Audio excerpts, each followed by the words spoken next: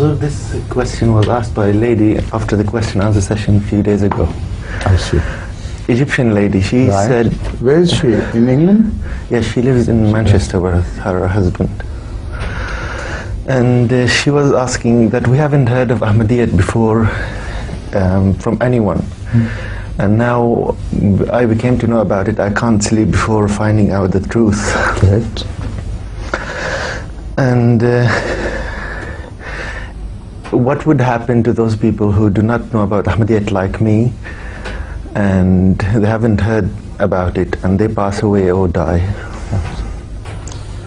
There is a very important question which she has asked, and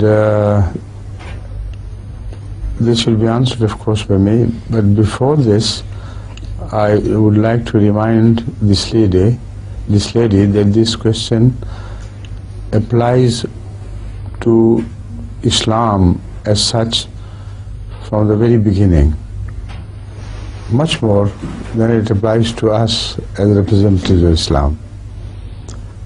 Around 1400 years ago, the Holy Quran was revealed to Muhammad Rasulullah Sallam, addressing the whole of mankind.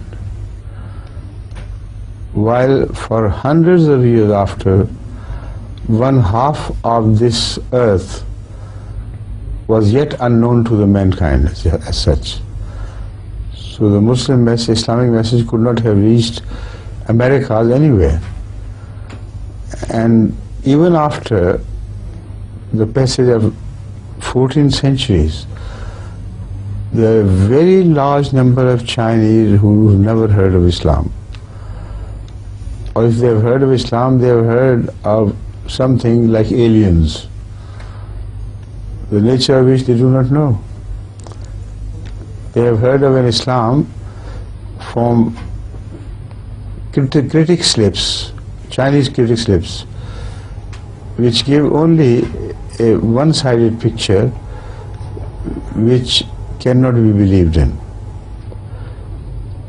And the majority have not even heard. We are now preaching in China, and we know it from personal experience, that in many large areas of China, even today people don't know what Islam is. I mean, they have never heard of it, in fact, because they live in their own world of Chinese Confucius or communist world, and Islam does not mean anything to them. Only they hear when negative propaganda is carried by the government, and they are not interested in what it is, just passing reference, that's all. Similarly, Buddhist world, it's a huge world which is not only in China but also in Korea, in Sri Lanka, in Tibet, in many parts of India, etc. This world has actually not heard of Islam. A large number of these people in Tibet and elsewhere, they don't know what Islam is. So first of all, I would like to draw the attention of this lady to this fact. The Holy Quran says it is for the whole world. 1400 years have passed, and the majority of the world has not yet heard. Because when we preach also to South America, and the old people who once were masters of South American lands, they actually, literally have not heard of Islam. When you talk Islam, they say, what do you mean, Islam? What is it? So what would happen to all these people? So in fact, she should first remember that every Muslim has to answer this question. And I draw her attention to the fact that the Holy Quran has already answered this question. The Holy Quran, speaking of such people who are not Muslims, Islam is mentioned after, but previously it is mentioned that those people who believe and do good deeds accordingly and believe in the hereafter. La khawfun alayhim. There is no fear for him. And Allah will provide them with full reward of whatever good they do. So in these places, these are the people who are addressed, who have not heard of Islam. And it's no fault of theirs. So they will be treated according to their own individual cases or communal cases. Allah will judge because He knows whatever passes in their hearts. If they are good people among them, good God-fearing people, who also believe in the hereafter and their answerability, then Allah says they do not have to worry about anything. They will be fully rewarded. They have no fear. So if that applies to non-Muslims, why can't it apply to Muslims within Islam who have not heard of Imam Mahdi? Much more powerfully it applies to them. So you shouldn't be worried about this at all. What is? Please. Add to the list of those who hadn't heard the name of Islam while they dwell and occupied large continents like Australian Aborigines. They were destroyed by the white men much later. But when Islam was revealed, they still dwelt and occupied the entire continent of Australia. And they're Aborigines, very simple-minded people, very honest, very true people. And they were also addressed by the Holy Quran. Never heard of it? And the Red Indians of North America and Canada, they were again unfortunately destroyed by the white people. But much later, much after the Quran was revealed. Previously, they dwelled and occupied the whole of the North American continent, including Canada. And they were there for history unknown. Nobody knows when they came and how they came, and still these scholars are saying things about them. But the point is that they occupied the entire North America in great number.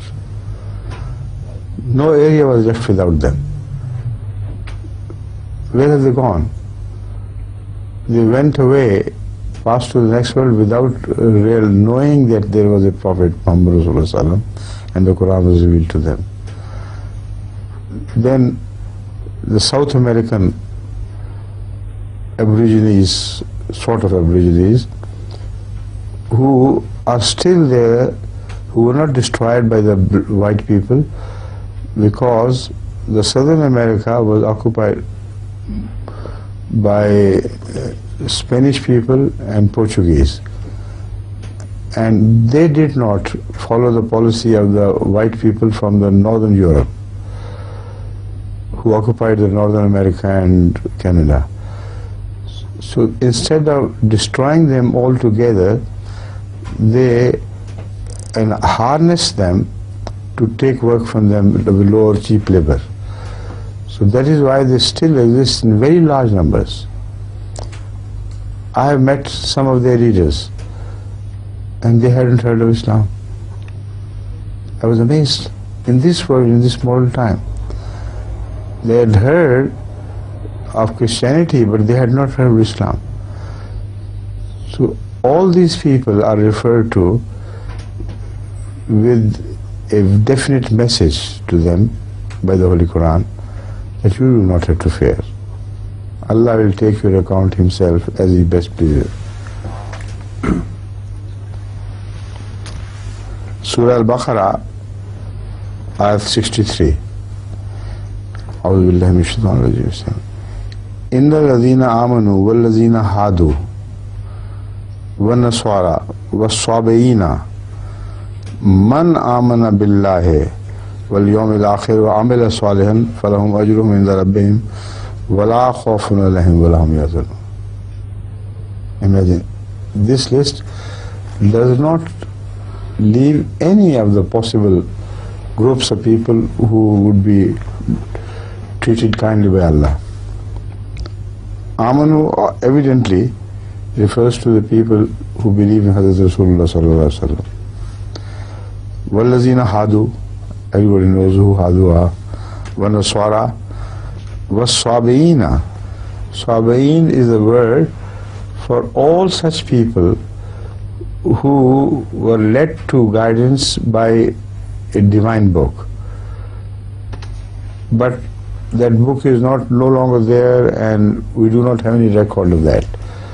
But Allah has that track record.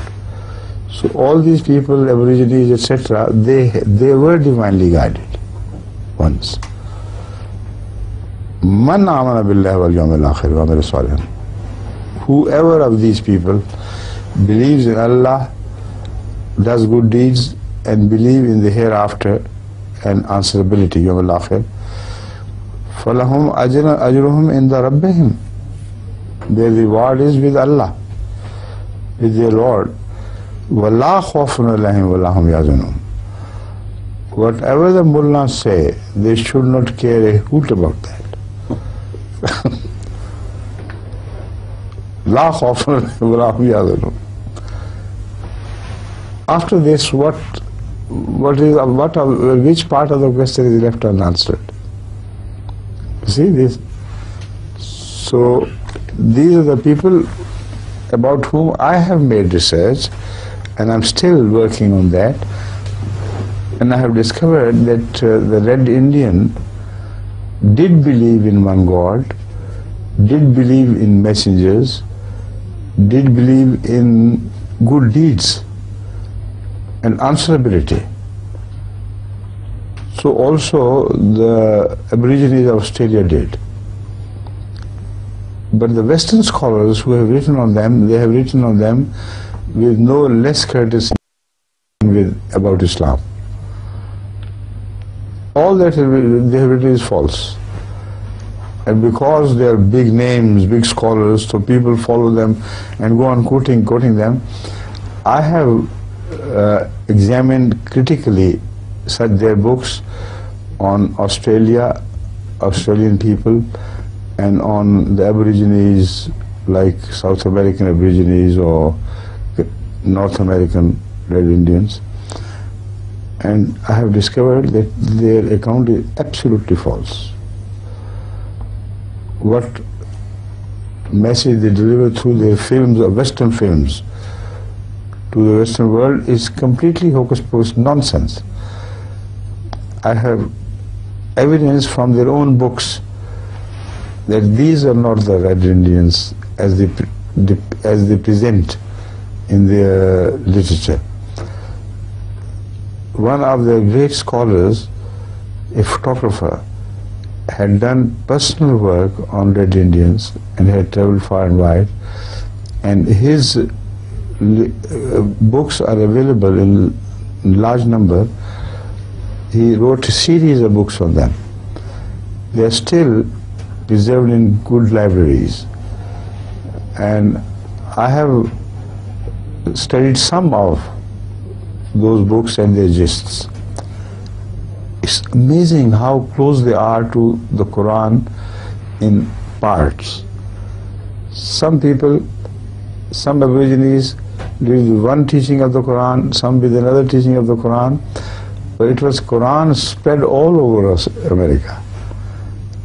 And I can pinpoint the verses which were their guideline. And they were not so unscrupulous people as were fond of killing. They were very responsible people. It was the fault of the whites to destroy them under one excuse or another. They always kept their word, and the whites did not. So on this, I have put an American Ahmadi team to research further, and inshallah this research will be published. So then people will know how beautiful the Quranic teaching is. That all those people who are considered Sabi'in, they had a system given to them by God, and Allah will put them to account according to what God had given them. Got it?